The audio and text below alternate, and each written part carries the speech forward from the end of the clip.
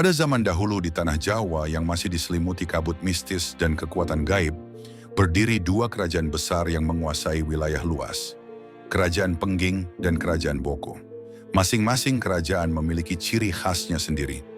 Pengging dikenal dengan kedamaian dan kebijaksanaan rajanya, sementara Boko dikenal karena kekuatannya, keagungannya, dan kegelapan yang perlahan tumbuh di balik tembok istananya. Di puncak tebing karang yang curam, berdirilah istana Boko yang megah. Temboknya tinggi menjulang, dihiasi relief yang menggambarkan cerita-cerita leluhur. Dari kejauhan, istana itu terlihat seperti sarang raksasa yang mengintai dunia di bawahnya. Disinilah bertahta Raja Boko, seorang penguasa bertubuh besar, bersuara berat seperti gemuruh petir. Kekuatannya luar biasa, namun hatinya dipenuhi ambisi dan keserakahan. Raja Boko tidak puas dengan kerajaannya sendiri. Ia mulai menebar ancaman ke wilayah sekitarnya, menekan desa-desa kecil, dan memperluas pengaruhnya dengan paksa. Tapi di balik kekejamannya, rakyatnya sendiri masih hidup dalam keteraturan. Ia memerintah dengan tangan besi, namun juga menjamin kemakmuran dalam batas kekuasaan. Di sisi lain istana, di balik tirai emas dan taman bunga yang dijaga dayang-dayang, tinggal seorang putri, Roro Jonggrang, parasnya Bak Dewi Kayangan. Kulitnya secerah cahaya bulan, matanya tajam menembus pikiran, dan tutur katanya menyejukkan namun penuh perhitungan. Ia bukan hanya cantik tapi juga cerdas dan disegani di kalangan istana. Namun jauh di dalam hatinya, Roro Jonggrang memendam kegelisahan. Ia melihat bagaimana ambisi ayahnya mengikis perdamaian. Ia tahu bahwa setiap kekuasaan yang dibangun di atas ketakutan, cepat atau lambat akan runtuh. Dan firasat itu terbukti saat langit mulai memerah dan angin membawa bisikan perang dari arah utara. Di tanah Pengging yang damai, kekacauan yang ditabur Raja Boko tak luput dari perhatian sang raja. Untuk menjaga keseimbangan negeri, ia memanggil panglima termuda sekaligus yang paling sakti di seluruh tanah Jawa, Bandung Bondowoso. Bandung bukan sekadar ksatria. Ia dilahirkan dari darah pendekar dan dibesarkan oleh para resi sakti. Wajahnya tampan, sorot matanya tajam, dan tubuhnya ditempa oleh ribuan latihan. Tapi yang paling menakutkan bukan pedangnya, melainkan kekuatan gaib yang mengalir dalam darahnya. Ia mampu memanggil pasukan Halimun, mengendalikan senjata dengan pikirannya, bahkan menembus waktu melalui doa-doa leluhur. Dengan restu Raja Pengging dan didampingi 1000 prajurit pilihan, Bandung memimpin serangan ke kerajaan Boko. Perjalanan menuju medan perang bagaikan ziarah para dewa. Langit menggelap, bumi bergetar seolah tahu bahwa benturan besar akan terjadi. Dan tibalah mereka di gerbang istana Boko. Raja Boko menyambut dengan kesombongan. Ia tak gentar. Dengan tubuh raksasanya, ia melangkah ke medan laga. Suara langkahnya mengguncang tanah. Pertempuran pun pecah, pedang bertemu tombak. Mantra bertemu kutukan. Pasukan kedua kerajaan terlibat dalam perang habis-habisan, darah bercampur lumpur, teriakan memecah langit. Bandung Bondowoso melesat seperti kilat, menumbangkan puluhan pasukan hanya dalam hitungan detik. Akhirnya, di tengah medan berdarah, Bandung dan Raja Boko saling berhadapan. Duel dahsyat itu menjadi legenda. Satu bertarung dengan kekuatan raksasa, satunya lagi dengan kelincahan dan ilmu kesaktian. Batu-batu pecah, pohon-pohon tumbang, namun kekuatan tidak selalu mengalahkan kecerdasan.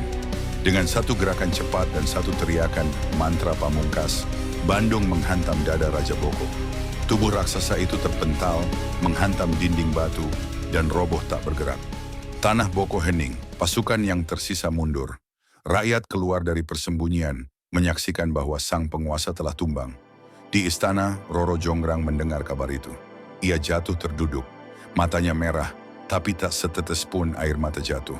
Hatinya hancur, tapi wajahnya tetap tegar. Ia tahu hidupnya telah berubah selamanya. Ia adalah putri dari raja yang kalah. Ia adalah warisan terakhir dari kerajaan yang tumbang. Dan ketika matahari terbenam di balik puncak bukit, Roro berdiri menghadap langit. Ia bersumpah, tidak akan menyerah pada nasib. Tak peduli siapa pemenangnya. Ia akan menyusun rencana. Hari-hari berlalu sejak kematian Raja Boko. Kerajaan runtuh, istana sunyi, namun sosok Roro Jonggrang tetap bersinar seperti pelita di tengah puing-puing. Kecantikannya seolah tidak tersentuh waktu atau duka.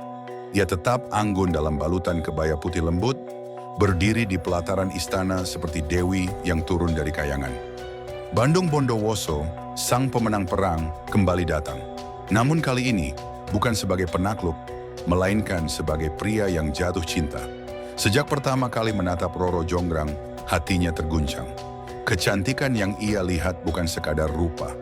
Ada sesuatu dalam sorot mata sang putri, keteguhan, kesedihan, dan keberanian yang membuatnya tak bisa berpaling. Di hadapan seluruh istana yang tersisa, Bandung melangkah maju. Ia berlutut di depan Roro Jonggrang dan mengutarakan niatnya. "Wahai Roro Jonggrang, bunga terakhir dari kerajaan Boko, aku tidak ingin menaklukkanmu, aku ingin memilikimu. Jadilah istriku, dan mari kita satukan Pengging dan Boko dalam cinta, bukan perang." Suasana hening, para dayang menahan napas. Roro Jonggrang menatap Bandung dalam-dalam. Di balik senyumnya yang tipis, pikirannya bergerak cepat. Ia tahu, menerima lamaran ini berarti menyatu dengan pembunuh ayahnya. Tapi menolak bisa berarti kehancuran mutlak bagi dirinya dan rakyatnya. Ia harus bertahan. Maka dengan nada lembut ia menjawab, "Jika kau memang ingin mempersuntingku, wahai Bandung, maka buktikan cintamu. Bangunkan aku 1000 candi dalam satu malam sebelum fajar menyingsing." Bandung terkejut, tapi ia menatap Roro dengan yakin. "Kalau itu maumu, akan aku wujudkan, demi cintaku padamu." Roro Jonggrang membungkuk pelan seolah setuju. Tapi dalam hatinya, sebuah rencana licik telah tumbuh. Ia tahu, tugas itu mustahil bagi manusia biasa. Tapi untuk Bandung yang sakti, mungkin tidak. Maka ia pun mulai menyusun siasat, bukan untuk menikah, tapi untuk menggagalkan lamaran itu dengan cara yang tak terduga. Malam pun tiba dan langit Jawa berubah menjadi kelam. Bintang-bintang bersembunyi di balik awan, angin berhenti berembus, waktu seperti menahan napasnya. Di tengah lapangan luas, Bandung Bondowoso berdiri seorang diri. Kedua tangannya terangkat ke langit dan ia mulai melantunkan mantra-mantra kuno dalam bahasa yang telah dilupakan manusia. Dari balik bayangan malam, tanah berguncang dan muncul makhluk-makhluk asing dari dunia tak kasat mata. Para jin, prajurit dari dimensi gaib. Tubuh mereka tinggi, hitam, berkilau oleh energi magis. Mata mereka menyala merah. Mereka patuh pada panggilan Sang Tuan. Tanpa kata, tanpa ragu, mereka mulai bekerja. Candi demi candi dibangun dengan kecepatan mustahil. Batu-batu besar terangkat tanpa disentuh, tertata rapi dalam formasi suci. Suara dentuman dan nyanyian mantra mengisi udara. Sebuah simfoni mistis mengiringi proses penciptaan ini. Sementara itu, dari kejauhan, Roro Jonggrang mengamati dari jendela istana. Mata indahnya memantulkan cahaya obor, dan dahinya mulai berkeringat. Ia tak menyangka, Bandung benar-benar bisa melakukannya. Waktu berjalan cepat, tengah malam telah lewat, dan kini 800 candi telah berdiri. Jin-jin itu tak menunjukkan tanda kelelahan. Mereka terus membangun, satu demi satu. Roro mulai gelisah. Ia memanggil para dayangnya. Mereka berdiskusi cepat, wajah mereka tegang. Jika ini terus berlanjut, maka sebelum fajar, Bandung akan menang. Dan ia akan terikat janji yang tak bisa ia tolak. Sementara itu, di tengah lapangan, Bandung Bondowoso menutup matanya. Ia merasakan energi dunia mengalir lewat tubuhnya. Suara batinnya terhubung dengan para jin. "Lanjutkan," bisiknya. "Kita hampir selesai." 999 candi kini telah berdiri. Tinggal satu. Dan di detik itulah, hati Roro Jonggrang benar-benar panik. Ia sadar, jika tak bertindak sekarang, semuanya akan berakhir. Bukan hanya masa depannya, tapi juga harga dirinya. Ia bukan perempuan biasa. Ia adalah Roro Jonggrang, darah terakhir dari Raja Boko. Dan ia tak akan membiarkan tubuhnya disatukan dengan orang yang telah menghancurkan hidupnya. Maka rencana terakhir pun diluncurkan. Langit masih gelap, namun waktu terus berdetak menuju fajar. Satu candi lagi, dan janji harus ditepati. Tapi Roro Jonggrang tak tinggal diam. Dengan wajah dingin tapi penuh strategi, ia memanggil dayang-dayangnya yang paling dipercaya. Mereka berpencar. Satu menyalakan obor, satu lagi memukul lesung, dan yang lainnya membangunkan ayam-ayam yang biasa berkokok saat pagi tiba. Ketika lesung ditumbuk berkali-kali, suara duk-duk-duk menggema ke seluruh istana, seperti irama subuh yang datang terlalu awal. Obor menyala dari berbagai sudut, seolah sinar matahari telah menyentuh langit timur. Ayam-ayam terbangun dari tidurnya, mulai berkokok lantang. Kokokan itu melesat ke langit, menembus batas antara dunia jin dan dunia manusia. Para jin terkejut, mereka berhenti, beberapa mulai menoleh ke arah langit. Cahaya obor terlihat seperti cahaya mentari pagi. Mereka gelisah. Pagi sudah datang, teriak salah satu jin dalam bahasa yang tak dipahami manusia. Satu persatu mereka menghilang.